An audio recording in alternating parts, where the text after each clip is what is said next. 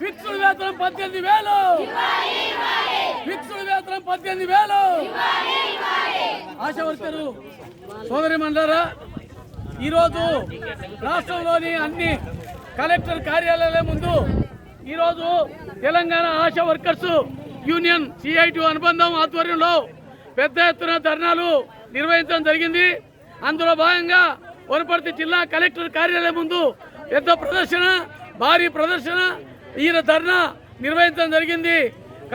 Collector office administration officer ఏవో గారు వినతి పత్రం తీసుకోవడం జరిగింది. మనం 24 కోరికలతోన ఈరోజు ఈ ధర్నా నిర్వహించడం జరుగుతూ ఉంది. ప్రధానంగా 15 రోజులు సమ్మె చేసినాం. 15 రోజుల సమ్మె కాలంలో ఇచ్చిన హామీలు అమలు చేయాలని చెప్పి మనం డిమాండ్ చేస్తూ ఉన్నాం. అదేవిధంగా ఫిబ్రవరిలోన 2024 ఫిబ్రవరిలో కమిషనర్ గారు కొన్ని ఒప్పందాలు చేశారు.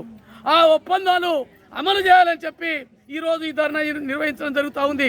అదేవిధంగా కాంగ్రెస్ ఎన్నికల మేనిఫెస్టోలో కొన్ని సమస్యలకు సంబంధించి ఆశా వర్కర్లై పరిష్కారం చేస్తామని, కనీస వేతనం 18,000 ఫిక్స్డ్ వేతనం ఇస్తామని చెప్పి హామీ ఇవ్వడం జరిగింది.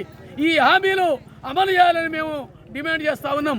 అదేవిధంగా ఎవరికైనా చనిపోతే 50 లక్షలు ప్రమాద బీమా ఇస్తామని చెప్పి హామీ ఇచ్చారు. దానికి జీవో ఇవ్వాలని చెప్పి మేము డిమాండ్ చేస్తూ ఉన్నాం. అదేవిధంగా ఆశా వర్కర్లు చనిపోతే సాధారణ మరణమైన వాళ్లకు 50,000 ఇస్తామని చెప్పారు. దానికి జీవో ఇవ్వాలని చెప్పి మేము డిమాండ్ చేస్తూ ఉన్నాం.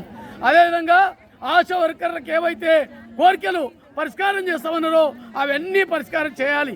అదేవిధంగా ఆశా వర్కర్లకు నష్టదాయకమైన పరీక్ష పెట్టరాదు, దాన్ని రద్దు చేయాలని చెప్పి మేము డిమాండ్ చేస్తూ ఉన్నాం. అధికారులేమో ఏమీ లేదు పరీక్ష అంటున్నారు, మళ్ళా దానికి సంబంధించి యథావిధిగా ఫాలోఅప్ చేయడం జరుగుతూ ఉంది.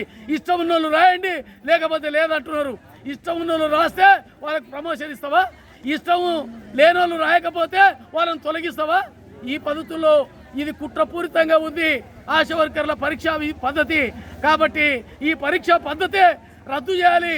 20 ఏళ్ళు దాటింది ఆశా వర్కర్లు పనిలో జాయిన్ అయ్యి ఇప్పుడు పరీక్షలు ఎందుకు అంటే ముసల్తనంలో పరీక్షలు పెట్టి వాళ్ళని ఇంటికి పంపనికే మీరు కుట్ర పన్నుతున్నట్టుగా మేము అభియోగం చేస్తూ ఉన్నాం.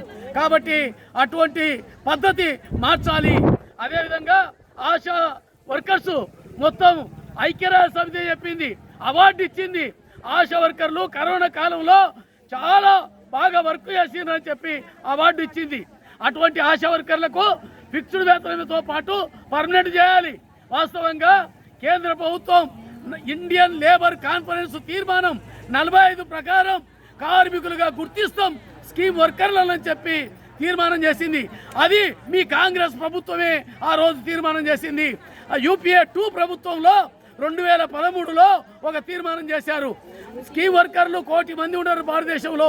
వాళ్ళందరినీ మేము కార్మికులుగా గుర్తిస్తాం. వాళ్ళకు కార్మిక చట్ట ప్రకారం PF ఇస్తాం, ESI ఇస్తాం, ప్రమాద బీమా ఇస్తాం, పెన్షన్ ఇస్తాం, అన్ని రకాలుగా పర్మనెంట్ ఉద్యోగస్తులకు ఇచ్చినట్లు మేము ఇస్తామని చెప్పి ఇండియన్ లేబర్ కాన్ఫరెన్స్ తీర్మానం 45 ప్రకటించింది.